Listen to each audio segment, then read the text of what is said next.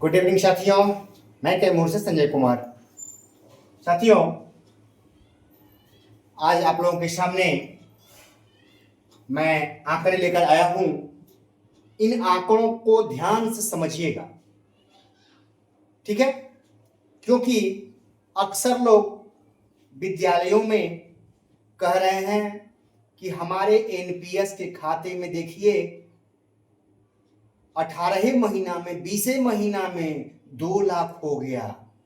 इतना पैसा कब वो सपना में सोचे थे? नहीं भैया, बहुत हो गया। तो वही हमने इस पर जब मंथन किया कि इतनी राशि, और सरकार ने 4,000 रुपये एक्स्ट्रा दे रही है इनको एनपीएस में, फायदा दे दिया, तो आखिर ऐसा करना भी, फिर बोलना भी नहीं सरकार का, इसको चारों तरफ फैलाना भी नहीं कि हम 4,000 दे दिए, सरकार के ऊपर इतना बोझ पड़ा, ऐसा भी कुछ नहीं। जैसे होता है ना कि गुमसुम, अगर तूफान आने वाला होता है ना, तो उससे पहले मौसम बड़ा शांत होता है, तो आदमी अंदाज लगाता है कि लग रहा है कि तूफान आएगा, क्योंकि मौसम बड़ा उमस वाला है, पूरा गुमसुम मौसम है, ऐसा सोचते हैं भाई, अनुमान लगाते हैं मौसम का हम लोग कि उमस हो रही है, बहुत ज्यादा लग रहा है कि बारिश, बहुत तूफान एकदम आएगा। तो कहीं जो ये गुमसुम शांति छाई हुई है, ना वित्त विभाग, ना सरकार, ना कोई खर्चा, ना कोई बोझ, कुछ नहीं बोल रही भाई, कोई बड़े तूफान का आशंका तो नहीं है, वो तो तूफान आगे की बात है। अभी देखिए, मैं बार बार कहता हूं कि भैया आपका मुकाबला आईएएस से हो रहा है, वहां बिस्खोपड़ा बैठे हुए हैं, और आपको देने के लिए नहीं, कतरने के लिए। कभी कभी ऐसा होता है बाय द वे, ठीक है, कि आपको फायदा दिया जाता है, नहीं तो बाकी समय में अधिकतर समय कतरा ही जाता है। अगर गलती से ज्यादा फायदा दिया गया तो उसके दूना काट लिया जाता है, ऐसा होता है। तो अब हम समझते हैं कि देखिए क्या है, एनपीएस में लगभग सरकार एक्स्ट्रा 4,000 रुपया लगभग दे रही है पर मंथ। एक बात समझ लीजिए, यही उनको एक्स्ट्रा दे रही है।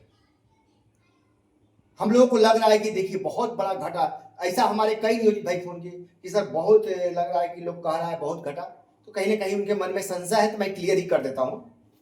ये 4,000 जो प्रति मंथ है, मान लीजिए आपकी बात मिल रहा है, तो 12 चौक 48, एक साल में कितना ईयर, ये हाँ ईयर दिए, एक साल में 48,000 रुपया, ठीक है, एक साल में इन्होंने 48,000 रुपया एक्स्ट्रा ले लिया एनपीएस में, इनका एक्स्ट्रा जमा, बाकी तो इन्हीं की राशि जमा होती है, ये कटवाते हैं, लेकिन सरकार 48,000 इनको एक्स्ट्रा दे रही है।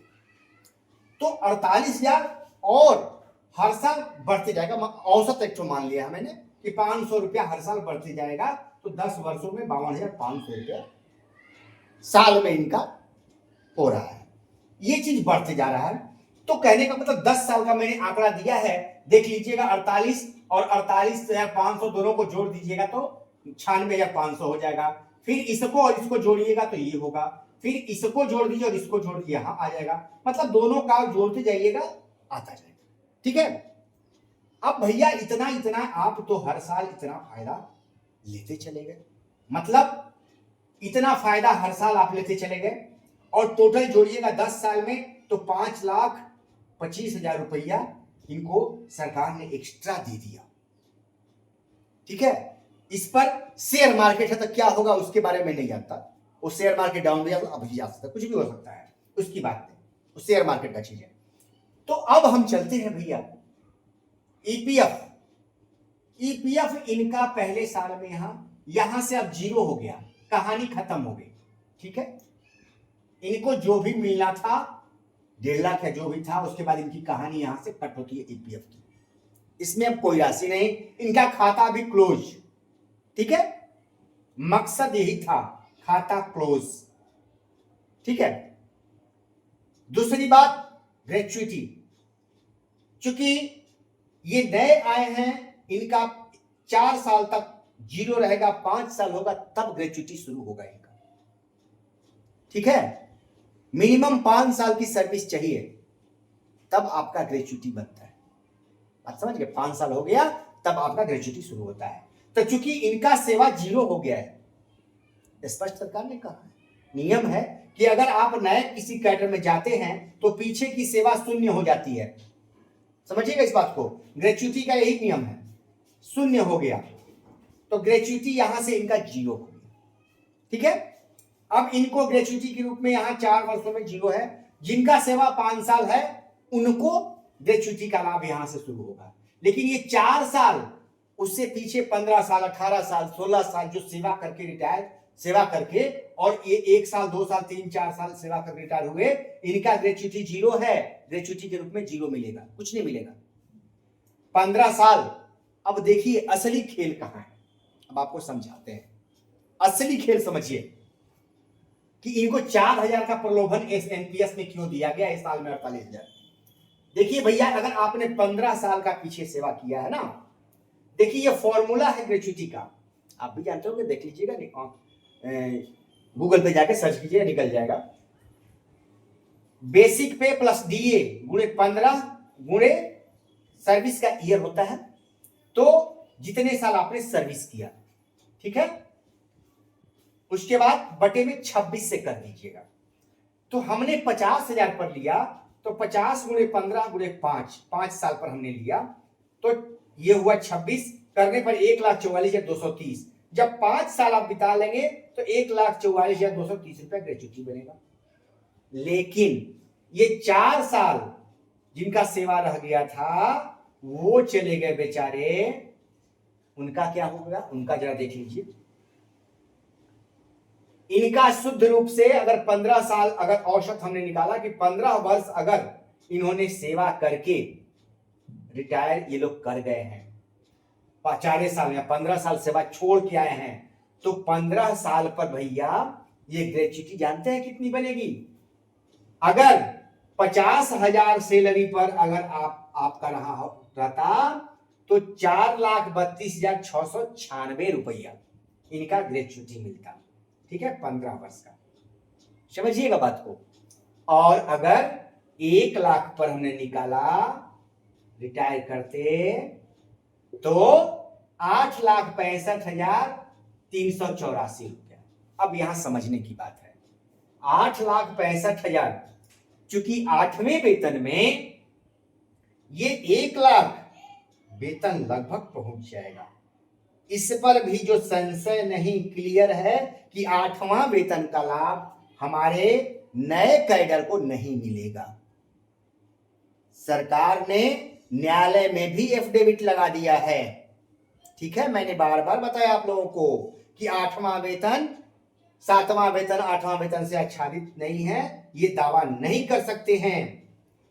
तो ये तो इनका वेतन नहीं पहुंच पाएगा। अभी सरकार ने इधर 8वां को माइनस किया, ग्रेच्युटी माइनस किया और ईपीएफ माइनस किया, तो ये 8 लाख, सोचिए 8 लाख मार दिया। बात समझिए, इस ग्रेच्युटी का पहले का सेवा का 15 साल आपने किया है तो 8,65,000 मार दिया। अगर 7 साल सेवा होगा तो उसी औसत में अब कम करते जाइए, ये इसके आधा कर दीजिएगा। ये 1 लाख पर निकाला है, यहां 50,000 पर है, तो 50,000 पर भी है तो 4,32,000 मार दिया। अब आप सोचिए कि आप ये 48,000 एक साल में पाए और कितना खोया आपने एक साल में? 1 लाख, ये 8,65,000 या 4,32,000, यहां 4,32,000 रुपया भैया आपने छोड़ दिया और 48,000 पर संतुष्ट हो। 48,000 दे करके आपसे 4,32,000 छीन लिया गया है। यही है अर्थशास्त्र। आप खाली बैठ करके और कुछ दिमाग नहीं चलाते हैं। तो देखिए यहां अर्थशास्त्रियों का कि 4,32,000 और ग्रेच्युटी, इस केस को लटकाया जा रहा है, लेकिन हम लोग लगे हुए हैं। ये क्लियर है कि मिलना है, इसको नहीं रोका जा सकता है। लटकाया जा सकता है। ये लटकाने की प्रक्रिया चल रही है, जितना दिन लटक जाए ताकि और लोग विशिष्ट में आ जाए, ताकि ये चीज हम मार दें। यहां चल रहा है मात और खेल। 8वां वेतन मारे, ये भी मार दिए, 2 चीजें मार दिए। तो अब समझ लीजिए भैया, 8वां वेतन, ग्रेच्युटी और ईपीएफ डेट ऑफ ज्वाइनिंग से, मैंने कहा ना कि पिछले हफ्ते हमारे साथी हमारे समूह के ईपीएफओ कमिश्नर से मिले। उन्होंने स्पष्ट कहा कि चूंकि आपका सैलरी 6500 से कम था 2006 में, इसलिए आपको डेट ऑफ ज्वाइनिंग से मिलना ही मिलना, इसको कोई टाल नहीं सकता है। एक्ट के अनुसार इनको देना पड़ेगा। तो ये चीज के लिए आपका ईपीएफ नियर अबाउट, और दूसरा चीज उसमें गलती हमारी नहीं है, गलती सरकार की है कि नहीं दिया। तो उनको ईपीएफ का वेतन और ब्याज सहित हमारा अपना दोनों का देना पड़ेगा सरकार को, और दोनों देगा। तो अब समझ लीजिए नियर अबाउट सारा अगर गणित कीजिएगा ना, तो एक एक आदमी पर 30 लाख रुपया, 30 लाख रुपया, किसी पर 20 लाख रुपया, ऐसे सरकार को बचत हुआ है। 30 लाख और 20 लाख बचत करके आपको 1 लाख से 5 लाख, ये 10 साल है ना जिनका सर्विस, तो यहां 5 लाख 2500 रुपया। तो ये 5 लाख रुपये, 1 लाख से 5 लाख देकर और आपसे 20 से 30 लाख रुपया आपसे सरकार ने बचत कर लिया। आप ही तेज हैं। ये बचत करने की आपको नए ज्वाइनिंग, नए कैडर में ले जाने का एनपीएस का लालच दिया गया। ये एनपीएस का लालच देकर के आपके 20 साल के सर्विस को इसीलिए डैमेज किया गया। ये आप समझिए बातों को। 20 साल की सर्विस आपकी इसी वजह से डैमेज की गई है। इसी ये 20-20 लाख और 30-30 लाख रुपया पर शिक्षक जो ईपीएफ ग्रेच्युटी, अब समझिए डेट ऑफ ज्वाइनिंग से मैंने एक बार वीडियो बनाया था, तो बहुत लोग मजाक कर रहे थे ना, अभी उस पर भी स्पष्ट कर दूंगा।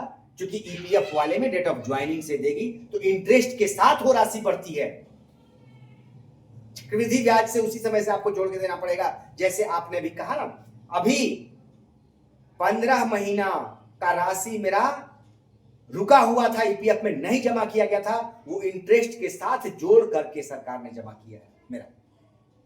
समझिए, आपकी अगर राशि जमा नहीं की जाती है तो इंटरेस्ट के साथ जोड़ के जमा करना पड़ता है। इसी पर सरकार फायर थी कि जब राशि उनका काट लिए तो फिर राशि जमा क्यों नहीं किए, और उसी ईपीएफ की राशि को रोक रोक करके बैक डोर से आपका ईपीएफ स्वीकृत किया जाता है कि हाँ हाँ कर देंगे। और क्या होता है आप समझते हैं ना, और उस ईपीएफ की राशि से एरियर का राशि दे दे करके, और आप वो भी समझ रहे हो कि एरियर की राशि देने में क्या होता है खेला। यही सब किया गया है, एक ईपीएफ की राशि रोक रोक करके एरियर दिया गया है। समझिए बातों को। सरकार को लॉस हुआ, लेकिन फायदा किसको हुआ? हमको घटा नहीं हुआ, फिर जोड़ करके देना पड़ा। समझिए, चक्रवृद्धि ब्याज से जोड़ करके जमा किए, सरकार को घटा हुआ लेकिन हमको भी नुकसान नहीं हुआ। लेकिन फायदा किसको हुआ? वो बिचौलिए जो इसको रोक के रखे और एरियर के रूप में दूसरे को दिए, तो वहां क्या चला, समझ रहे हैं ना? हाँ, अब समझिए बातों को। तो ये है खेल मेरे भाई। आप लोग जो हमसे कई लोग फोन करते हैं, भैया इतना वेतन, तो भाई देख लीजिए, ये आपके सामने आने वाला है मेरे भाई। यही खेल है जिसके चलते आपकी सर्विस जीरो की गई है। ये खेल यही नहीं हुआ है। मैंने बार बार कहा कि ये खेल छत्तीसगढ़ में भी हुआ है, मध्य प्रदेश में हुआ है, राजस्थान में हुआ है, कहां नहीं हुआ है। यही बिहार सरकार कहती थी कि अध्ययन कर रहे हैं कई राज्यों का, यही वो अध्ययन है जो आपका जीरो सर्विस किया गया है। नमस्कार, संजय कुमार कैमूर आपके पास हूं और दूर भी आपसे हूं, लेकिन क्या करूं, नियोजित के लिए बोलने के लिए मजबूर हूं। तो साथियों, हाँ, एक प्रश्न मैंने कहा था, मेरा चैनल जो है 90 दिनों के लिए उसमें फॉल्ट आ गया है, यूट्यूब ने रोक दिया है। ठीक है, तो उस पर अगर डालने पर वीडियो अगर उसमें डालते हैं तो और फॉल्ट आ जाएगा, इसीलिए वो अक्टूबर में मेरा खुलेगा, इसलिए इस नए चैनल को हमको लॉन्च करना पड़ा। इसलिए साथियों, मेरी बात को, मेरी इस आंकड़े को इतने लोगों तक फैला दीजिए कि सबका बकार बंद हो जाए, मुंह बंद हो जाए, आंखें फाड़ के देख लें कि ये संजय कुमार कैमूर का आंकड़ा है, झूठ नहीं होता, हवाबाजी में नहीं करता। और इस चैनल को अधिक से अधिक लाइक और सब्सक्राइब कीजिए, फैला दीजिए और सब्सक्राइब जरूर कीजिए और इस चैनल पे, ताकि अगर वो भी चैनल चालू होगा तो कभी इस चैनल उस चैनल से मेरी दोनों पर, ताकि कभी मेरा चैनल बंद ना हो। किसी में फॉल्ट भी आ गया तो फिर दूसरे से आप तक खबर मेरी पहुंचती रहेगी। जो होता है ऊपर वाला जो भी करता है अच्छा करता है, कोई दिक्कत नहीं है। नमस्कार, फिर मिलेंगे।